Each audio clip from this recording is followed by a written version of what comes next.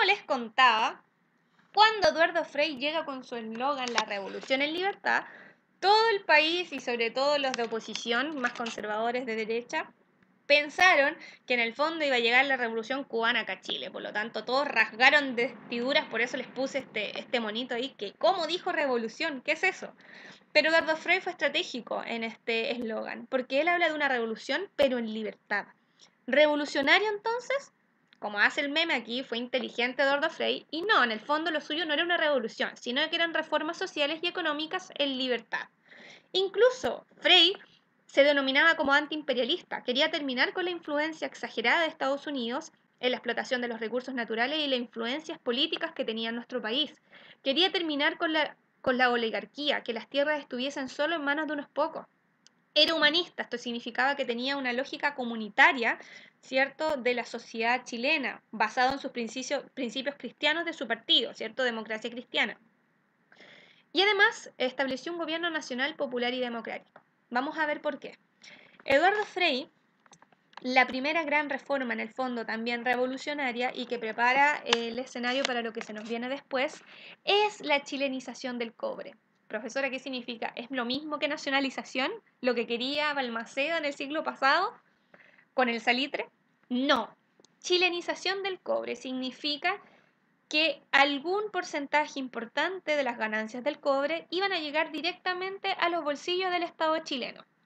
Esto significó una aberración para Estados Unidos, quien era el principal, ¿cierto? La principal potencia con la que nosotros realizábamos transacciones económicas, ¿cierto? Y de los que se beneficiaba. Lo encontró terrible porque era terminar absolutamente con sus ganancias de explotación en nuestro territorio. Por otro lado, la oligarquía, la aristocracia, los grandes sectores económicos que muchas veces eran dueños de estas minas de cobre, también rasgaron vestiduras, se indignaron. ¿Cómo el cobre va a ser para Chile? O sea, nos metimos con los bolsillos de los empresarios, Eduardo Frei, perdón, se metió con los bolsillos de los empresarios, con los bolsillos de los estadounidenses, ¿cierto? Por lo tanto, era una revolución sin duda. Fue solo un porcentaje, estamos hablando de un porcentaje que no pasaba el 30-40%. Por lo tanto, fue poco, pero fue muy significativo y causó mucho revuelo. Profundización de la reforma agraria. Va a tomar Frei esta reforma agraria de Alessandri, pero la va a hacer de verdad. ¿Qué va a hacer? Va a expropiar tierras, por ejemplo, de grandes empresarios hacendados, quienes tenían 5 lotes de tierra, les va a expropiar 2, se los va a quitar y se los va a dar a los campesinos que trabajaron toda vida para los patrones, y ellos, los campesinos, van a ser por primera vez dueños de sus tierras y van a poder explotarlas. El eslogan de él fue: la tierra es para el quien la trabaja. Por eso se preocupó de darle estos lotes de tierra a los campesinos. Y por otro lado, va a promover la participación popular. Ya vamos a ver cómo. Vámonos entonces. Les pongo aquí como última diapositiva la cara de Eduardo Frei. Está en un escenario porque claramente fue él quien puso la primera piedra de cambio, a pesar que fueron las primeras reformas que tendían a cambios revolucionarios y estructurales. ¿Cuándo se iban a imaginar ustedes que en el Chile del siglo XIX o inicios del XX un campesino iba a ser dueño de una tierra? Era imposible. Nos estábamos metiendo con la élite, se estaba metiendo con los grandes empresarios estadounidenses. Era un problema, ¿ya? Sin embargo, él lo hizo paso a paso en el fondo. No hizo algo tan radical, pero fue significativo, por lo tanto a él no le fue tan mal, ¿ya? Como le fue a Allende en un futuro, ya vamos a ver por qué. Se prepara el escenario. ¿Por qué? Nos va a llevar más cerca de la nacionalización de las materias primas. Él solamente nacionalizó un porcentaje, pero esto le iba a dar el guiño a futuros presidentes de que quizás sí era posible nacionalizar el cobre en su totalidad para nosotros, ¿ya? Para Chile. Hizo una reforma agraria que por primera vez le dio tierras a los campesinos y ellos iban a ser dueños de sus propias tierras, ¿ya? Y por otro lado, y no menos importante, fue un presidente que ayudó a la democratización de los espacios. Esta es la primera vez, el primer gobierno que se preocupa de fortalecer, por ejemplo, los barrios. ¿Cómo lo va a hacer? Creando centros de madres, haciendo la ley de juntas de vecinos. Esto va a significar una organización popular barrial, donde por primera vez la gente va a empezar a organizarse en sus barrios para, por ejemplo, proponer cambiar la calle del vecino, la plaza está en mal estado, preguntémosle al gobierno, etcétera. Lo que hacen los centros de madre y las juntas de vecinos. Además va a establecer muchos clubes deportivos que también permiten generar comunidad y darle un espacio de comunicación y entretenimiento a los más pobres, los barrios más populares. Y lo más importante por ustedes, chiquillos, es la primera vez que un gobierno es respaldado por una marcha de la patria joven. Es decir, por primera vez en una marcha, jóvenes marchan a favor de un gobierno, de esta revolución en libertad. Los jóvenes por primera vez tienen una participación importante, ¿cierto? En un gobierno, en una campaña electoral de gobierno y por lo tanto los jóvenes muy en coherencia de lo que estaba pasando en el extranjero con el movimiento hippie, Amor y Paz, llevado por los jóvenes, ¿cierto? Contra la guerra que estaba pasando en Vietnam, llega a Chile de esta manera y le da protagonismo a los jóvenes. Es un periodo de muchos ideales. Si bien no fueron revolucionarios, fueron los primeros pasos que llevaron a pensar que Chile podía ser dueño de sus propias materias primas y riquezas nacionales, la primera vez en que se pensó en los jóvenes y que alguien pensó también en los campesinos y que podíamos organizarnos popularmente en nuestros barrios. Bajo esa lógica, la actividad que tienen que hacer, chiquillos, es un mándala histórico. Una vez visto este video, tienen que revisarlo con mucha detención. Van a realizar un mándala histórico en el que tienen que dar cuenta al menos de, pueden ser más, de 4 o más temas claves que ustedes consideren que preocupaban a la sociedad de esa época.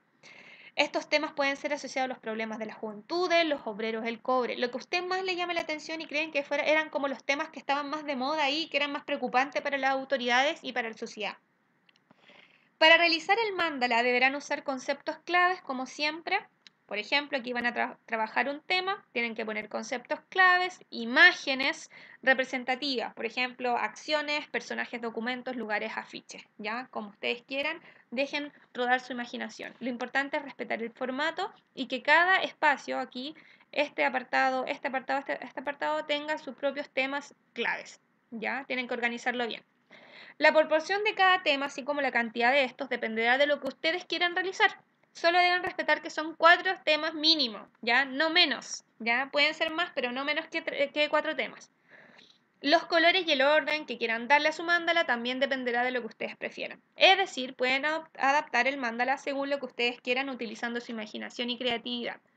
Siempre y cuando, por favor, no se olviden de respetar lo mínimo que nos pide la rúbrica. El mándala puede ser realizado en computador o de forma manual. Finalmente, y esto es lo más importante, junto con lo demás, porque para poder responder la pregunta tienen que haber escogido sus temas, ¿ya? Tienen que responder las siguientes preguntas, chiquillos. ¿De qué forma los temas claves escogidos fueron determinantes para el escenario político, social y económico y cultural de Chile en aquella época? ¿Ya?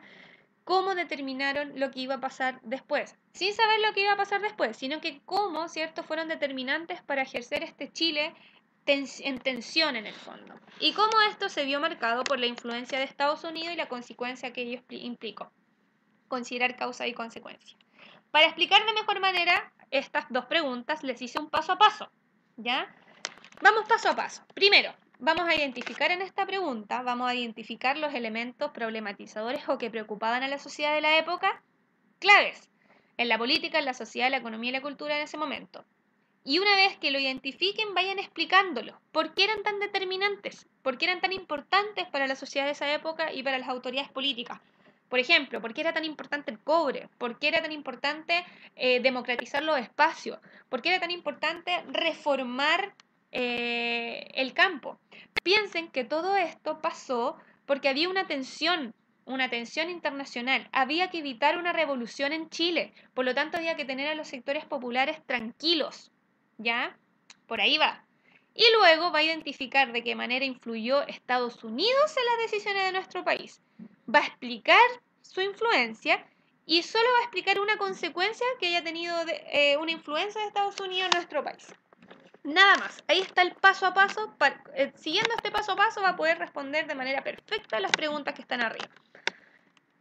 Tanto las preguntas como el mándala van a ser evaluados a través de una rúbrica que va a evaluar manejo conceptual, temas claves, causalidad histórica y causalidad y efecto histórica, pero pensado de Estados Unidos. Además, como siempre, va a trabajar originalidad y creatividad, va a evaluar formato y va a evaluar formalidades. ¿Ya, chiquillos?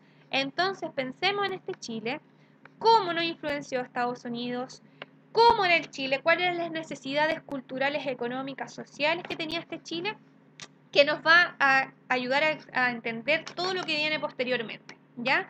Que les vaya muy bien, espero que les haya gustado este módulo, lo que se viene es bastante entretenido, así que los animo a hacer un buen trabajo. Ya, nos vemos en el siguiente módulo de la tutoría, vean el material antes de la tutoría, muchas gracias, los quiero, adiós.